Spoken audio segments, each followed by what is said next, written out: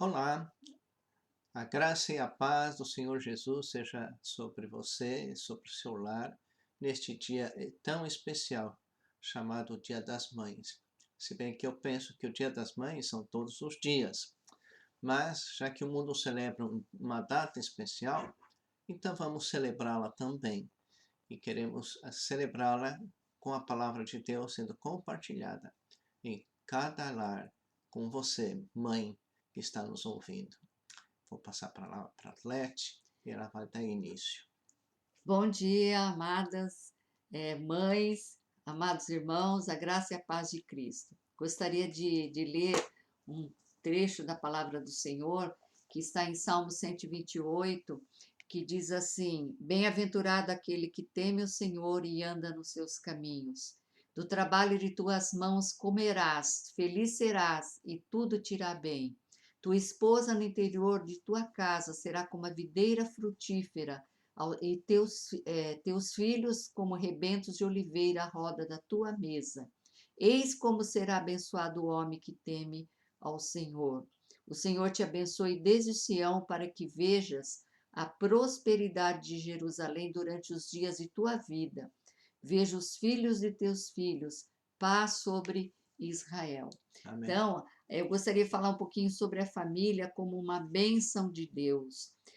A família é uma instituição criada por Deus, antes mesmo que houvesse qualquer outra instituição humana. Nasceu no coração de Deus para suprir uma carência. A palavra de Deus diz: não é bom que o homem esteja só. Deus não cria nada por acaso. Ele tem propósitos para a família, e um deles é que o ser humano aprenda a arte de conviver, de se relacionar e cumprir o seu papel na sociedade, porque a família é a célula da sociedade. Se a família não vai bem, a nação também não vai bem. É na família que o ser humano aprende lições mais importantes da vida, como valores morais, sociais e espirituais. É nela que aprendemos a amar a Deus e ao próximo como a nós mesmos e aprendemos a nos relacionar. A família deve ser o lugar onde somos aceitos, independentes dos nossos defeitos, onde celebramos as nossas conquistas. Nela também choramos as nossas dores mais profundas.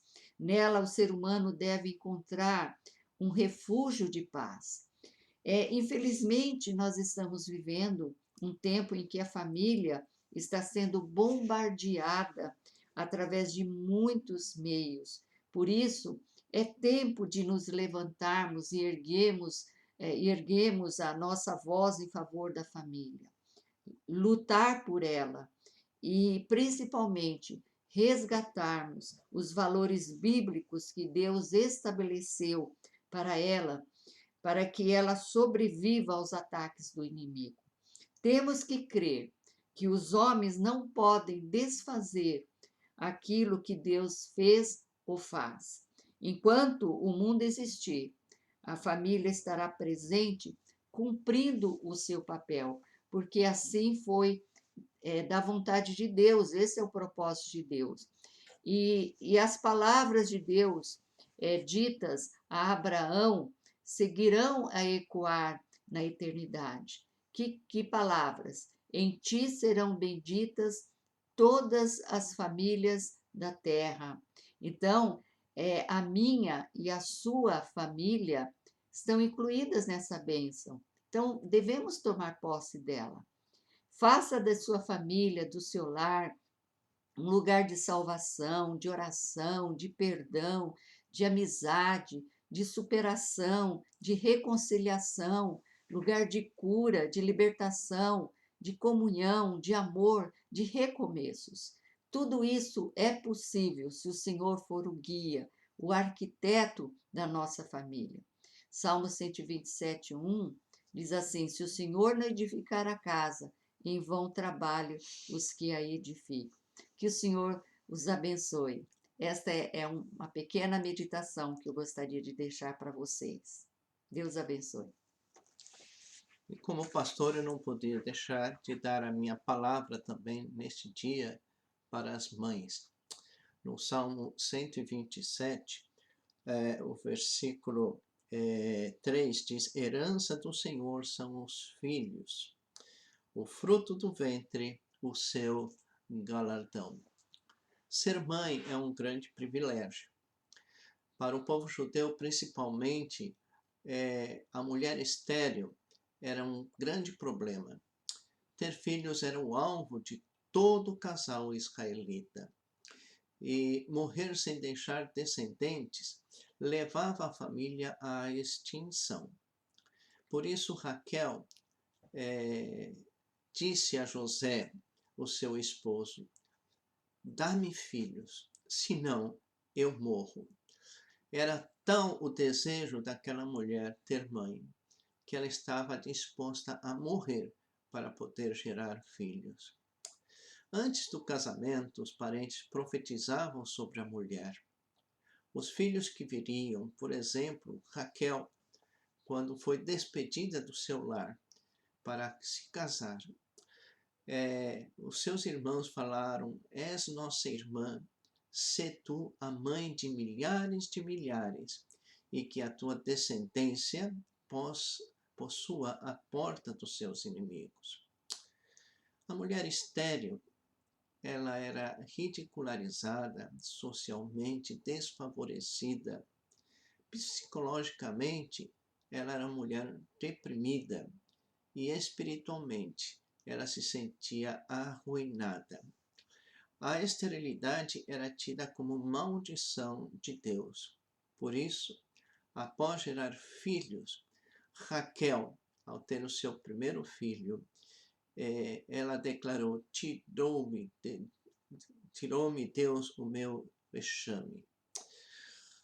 Ser mãe é um grande privilégio, mas uma grande responsabilidade.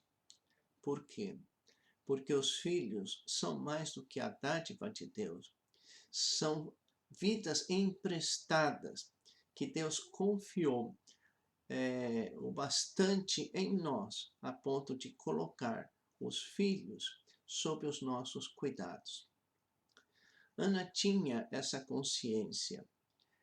Ela sabia que gerar filhos era de grande responsabilidade. As vidas dadas a nós por empréstimo serão moldadas conforme o padrão de conduta e critérios que regem as nossas próprias vidas.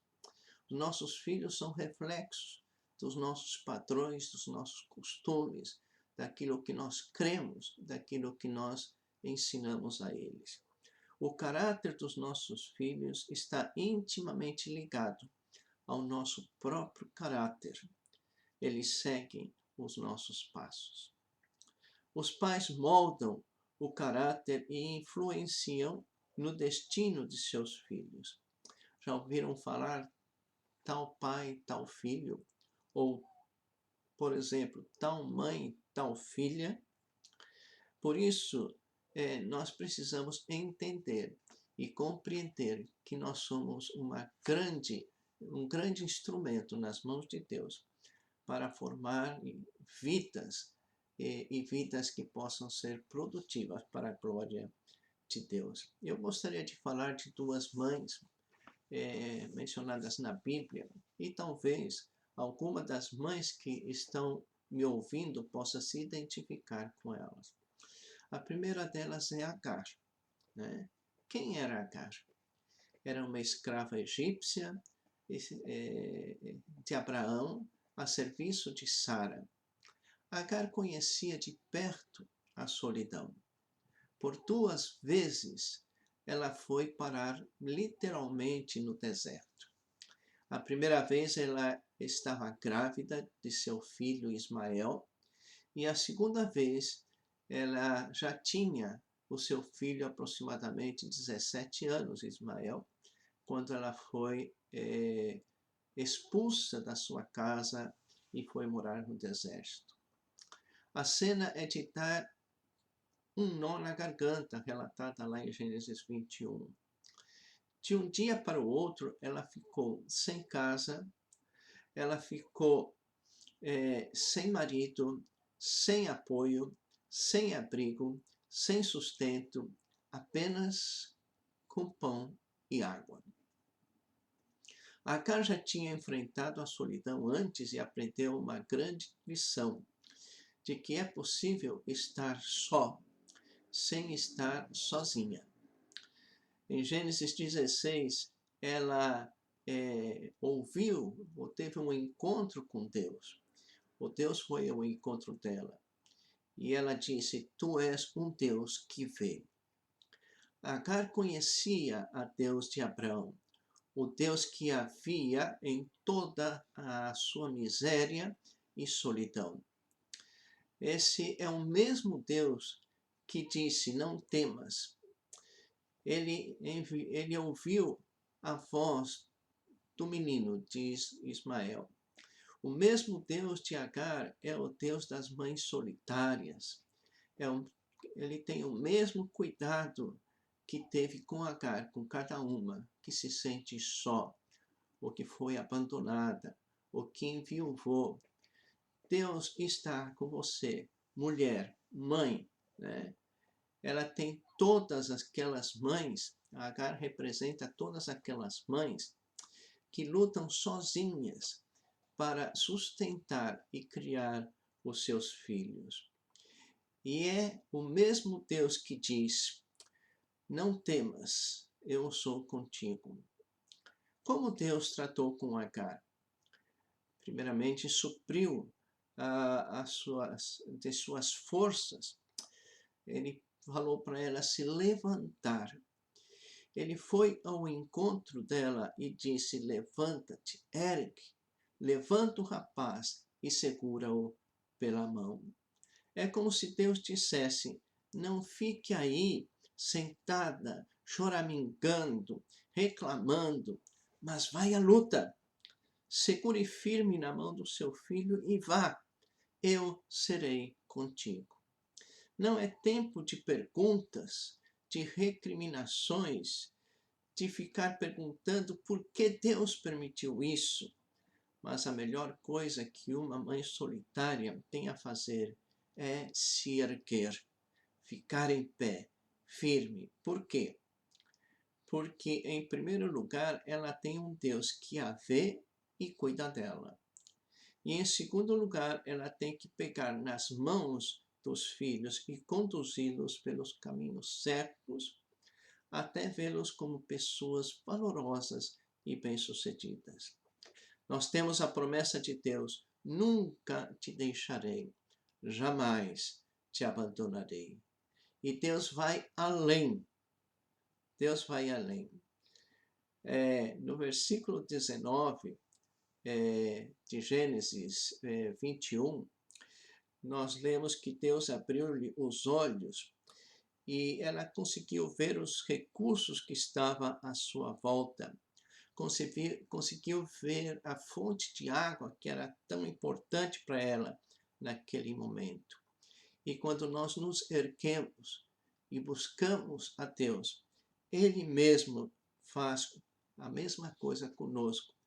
Ele nos abre os olhos para poder os recursos que Ele coloca à nossa disposição e que nós não tínhamos percebido. Então, se você é uma mãe solitária, confie em Deus como Agar fez e tenha a certeza de que Ele não a abandona, que Ele está com você. Outro exemplo que nós encontramos é também de uma mulher estéril. Ex-estéril, deveríamos dizer, é Ana, a mãe de Samuel. Era a mãe que orava.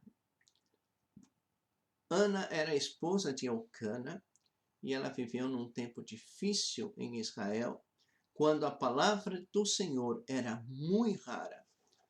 As visões não eram frequentes. Ouvia-se falar de Deus, mas com saudosismo do passado. Ana, além de tudo isso, tinha um problema a mais. Ela era estéril e era um grande problema, como nós já falamos naquela época. Enfrentava muito preconceito.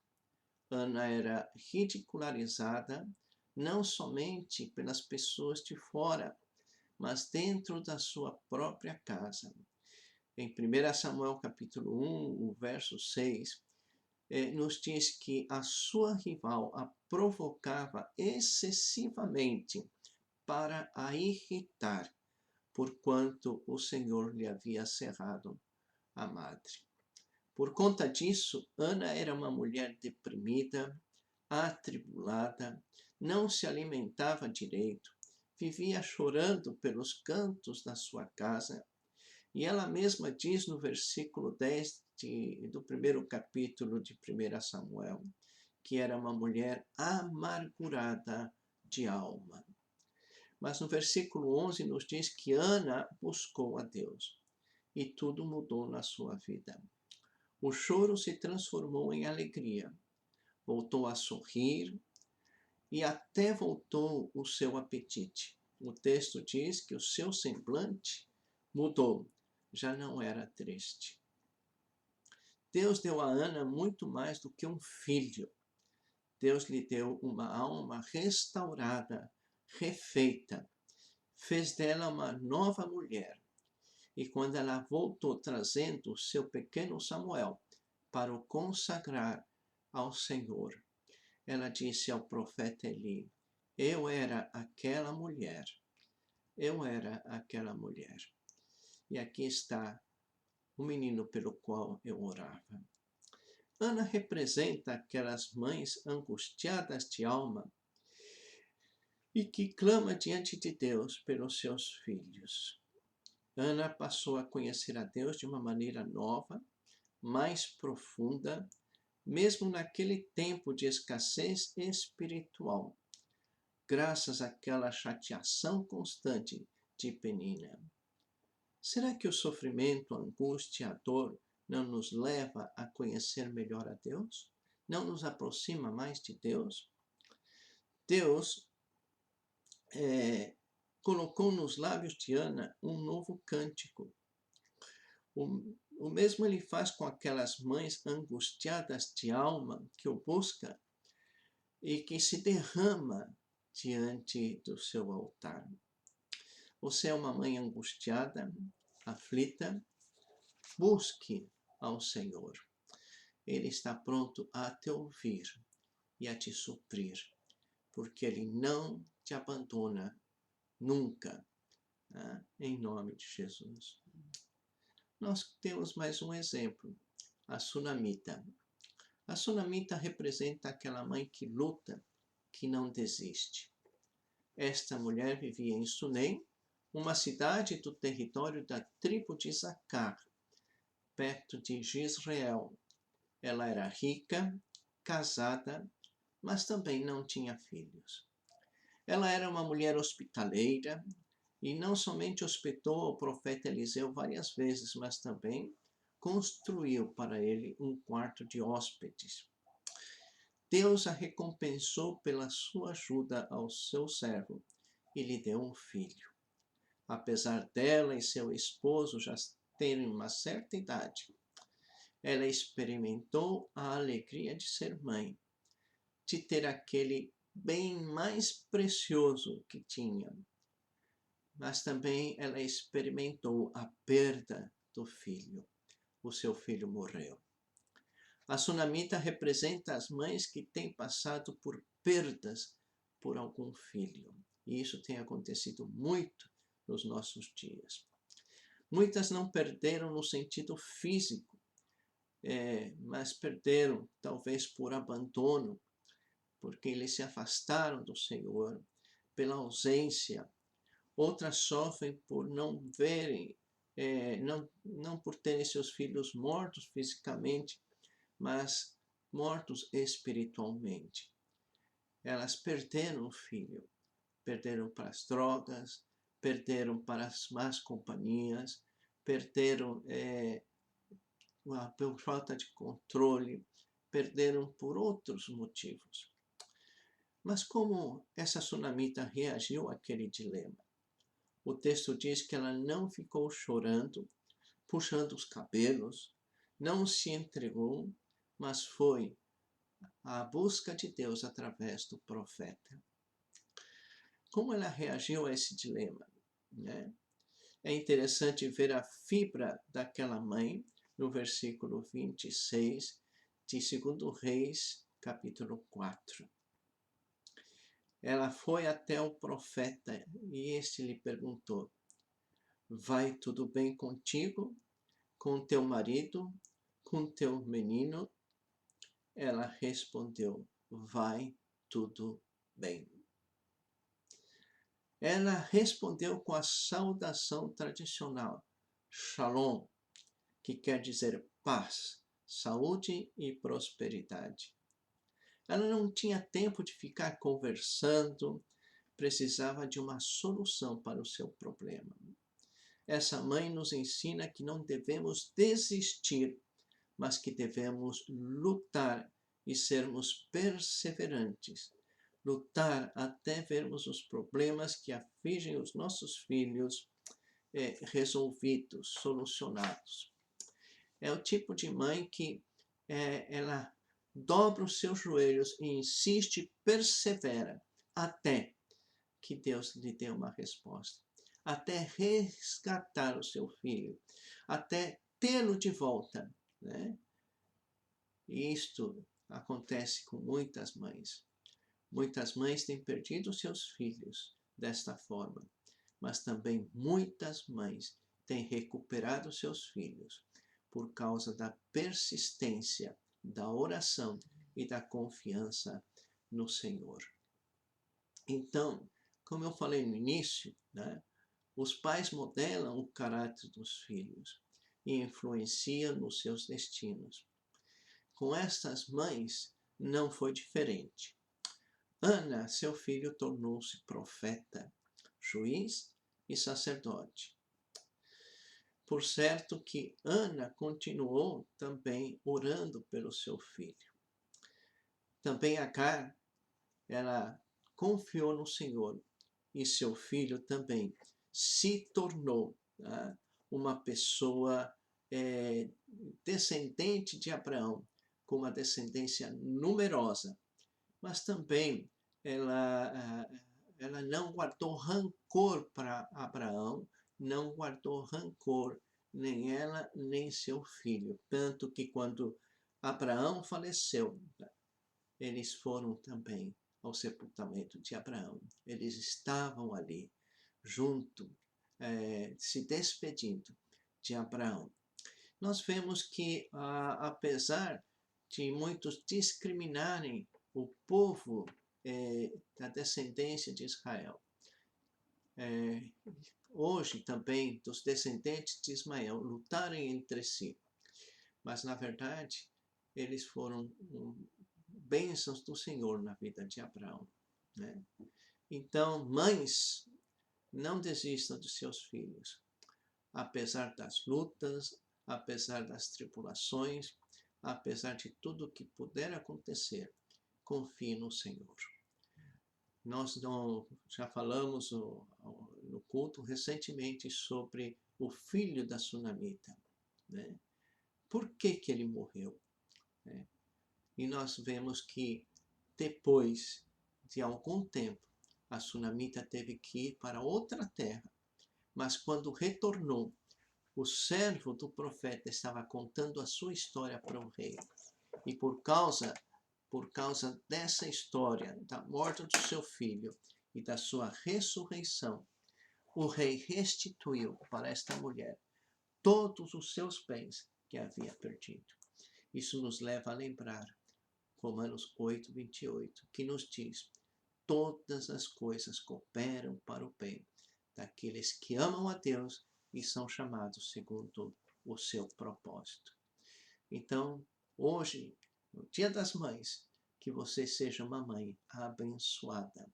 Seja qual for a sua situação, seja solitária, uma mãe solitária, seja uma mãe que foi perseguida, que é provocada, seja uma mãe que teve perdas, não importa. O importante é que você está firme no Senhor e que Ele te abençoe e guarde, não somente hoje, mas todos os dias, em nome de Jesus. Amém? Amém. Vamos orar?